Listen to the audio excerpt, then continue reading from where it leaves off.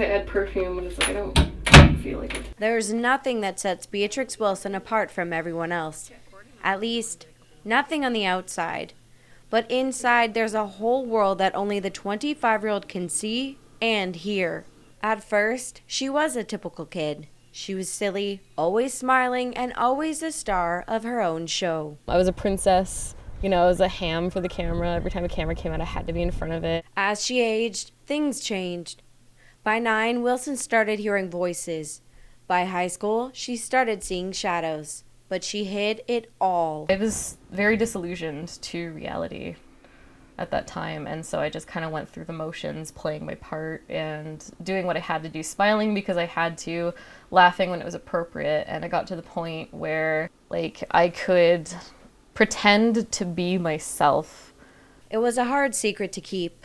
She remembers one incident in drama class. I could feel things just, like, grabbing me on the inside, and it just felt so gross, and then I felt them, like, squeeze my stomach, and I think either the teacher was talking or somebody was performing for like a project, and I just got up and I just threw up in the garbage, like just out of nowhere. And everybody was like, "Oh my God, are you okay?" And like I was just like, "Oh yeah, I'm fine. Sorry about that." Wilson did not know she had psychosis.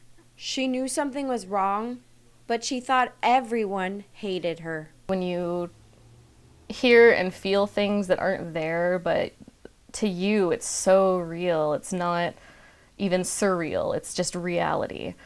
It gets to you, you know, and you start to think like, well, maybe, you know, my friends do secretly hate me, you know, they're just putting up with me. So at 16, Wilson saw 2 psychologists.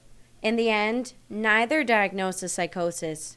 One did prescribe antidepressants, but that did not help. Wilson says the last psychologist she saw as a teen was not taking her seriously. I thought he treated me like I was just a regular teenager going through regular teenage problems. Wilson would go 9 years without proper help.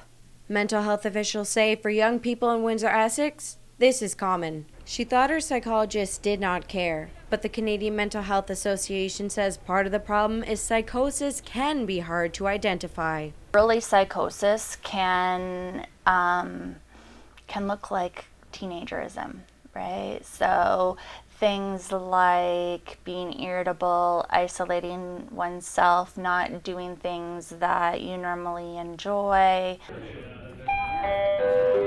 For Wilson to not receive much help is not surprising. Scott Scantlebury at the public board says there are mental health professionals, but all, including the mental health nurses, are limited and have a specific role. They deal with students throughout the system, and they deal with more addiction type issues.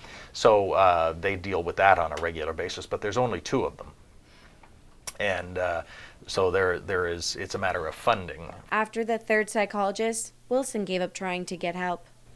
But CMHA's Kim Wills says even if she hadn't, she would have had a tough time transitioning from the youth to adult mental health system. I think it's very overwhelming for individuals, and I think we can do a better job of having that seamless entry and navigation through the system so that any door they come into the system is the right door, and they're only having to tell their story one time. Wilson does not have to pretend to be herself anymore. CMHA gave her 3 years of counseling and medications to put her back on the right track. She's sillier, more adventurous, and just recently she took up the ukulele. Wilson considers herself artistic, but her depression and psychosis made it hard for her to enjoy art. Now, lifting a brush is as easy for her as taking a step. She even has a job now at a call center. The only thing that worries her is the fate of her friends who still suffer.